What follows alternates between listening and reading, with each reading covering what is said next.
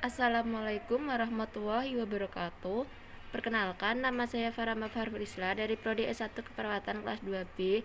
Di sini saya akan mempresentasikan tentang retardasi mental pada anak. Retardasi mental adalah kelainan atau kelemahan jiwa dengan inteligensi yang kurang atau subnormal sejak masa perkembangan, sejak lahir atau masa perkembangannya.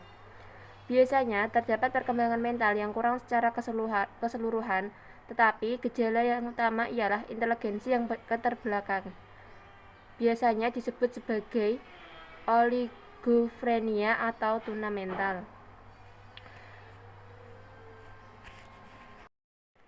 Penyebab retardasi mental adalah kelainan genetik seperti sindrom Down dan hipotiroidisme, menderita penyakit yang mempengaruhi fungsi otak, seperti infeksi pada otak, misalnya meningitis atau tumor otak, gangguan saat kehamilan seperti kekurangan nutrisi selama hamil, infeksi penggunaan obat, atau preeklamsia. Yang selanjutnya yaitu gejala retardasi mental. Yang pertama, kesulitan berbicara. Yang kedua, lambat dalam mempelajari hal-hal penting seperti berpakaian dan makan. Yang ketiga, kesulitan dalam pengendalian emosi seperti mudah marah. Yang keempat, ketidakmampuan memahami konsekuensi atas tindakan yang diambil. Yang kelima, penalaran yang buruk dan sulit memecahkan suatu masalah.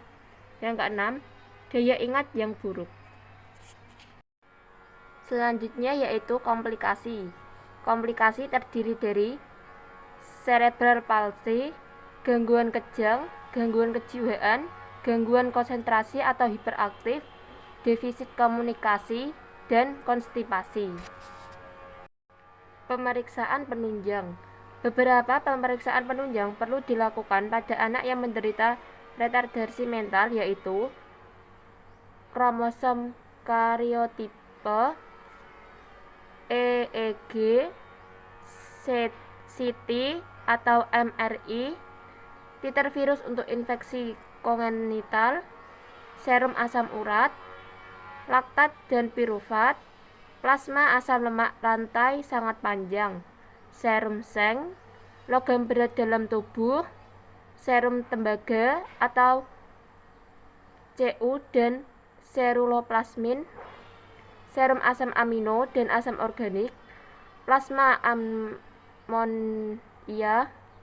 analisa enzim lisosom pada leukosit atau biopsi kulit, urin mukopolisakarida, urin reduksi substans, urin ketoasid, dan urin asam vanilil mandelik. Penata laksanaan.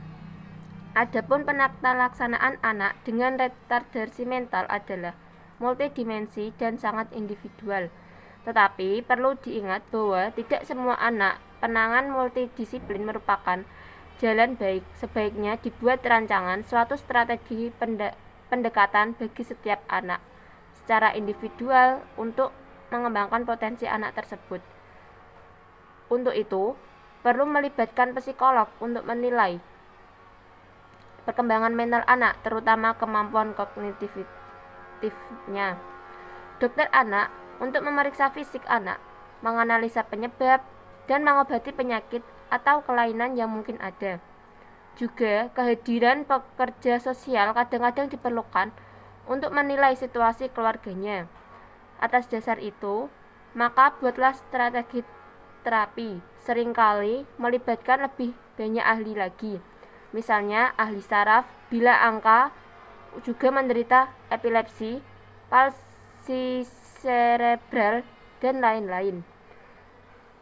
Ahli rehabilitasi bila diperlukan untuk merangsang perkembangan motorik dan sensoriknya. Ahli terapi bicara untuk memperbaiki gangguan bicaranya atau untuk merangsang perkembangan bicaranya. Serta diperlukan guru pendidikan luar biasa untuk anak-anak yang retardasi mental ini. Sekolah khusus untuk anak retardasi mental ini adalah SLB Di sekolah ini diajarkan keterampilan-keterampilan dengan harapan mereka dapat mandiri di kemudian hari. Diajarkan pula tentang baik buruknya suatu tindakan tertentu, sehingga mereka diharapkan tidak melakukan tindakan-tindakan yang tidak terpuji, seperti mencuri, merampas, kejahatan seksual, dan lain-lain. Semua anak yang retardasi mental ini juga memerlukan perawatan seperti pemeriksaan kesehatan yang rutin, imunisasi, dan monitoring terhadap tumbuh kembangnya. Anak-anak ini sering juga disertai dengan kelainan fisik yang memerlukan penanganan khusus. Diagnosa keperawatannya adalah hambatan interaksi sosial berhubungan dengan gangguan proses pikir. Yang selanjutnya yaitu intervensi. Di dalam intervensi terdapat diagnosa keperawatan, yaitu hambatan interaksi sosial berhubungan dengan gangguan proses pikir. Selanjutnya yaitu tujuan dan kriteria hasil. Setelah dilakukan tindakan keperawatan selama 2 kali 24 jam, maka hambatan interaksi sosial belum teratasi dengan kriteria hasil. Yang pertama, belum bisa mempertahankan fungsi kognitif. Yang kedua, belum bisa mempertahankan keterampilan bahasanya. Yang ketiga, belum bisa mempertahankan keterampilan dan dalam pemecahan masalah. Intervensinya yaitu, yang pertama, dorong pasien untuk mengungkapkan perasaan yang berhubungan dengan masalah pribadinya. Yang kedua, identifikasi suatu keterampilan sosial tertentu yang akan menjadi fokus dari pelatihan. Yang ketiga, berikan pendidikan kesehatan kepada keluarga untuk melatih klien supaya keterampilan sosialnya semakin berkembang. Terima kasih. Wassalamualaikum warahmatullahi wabarakatuh.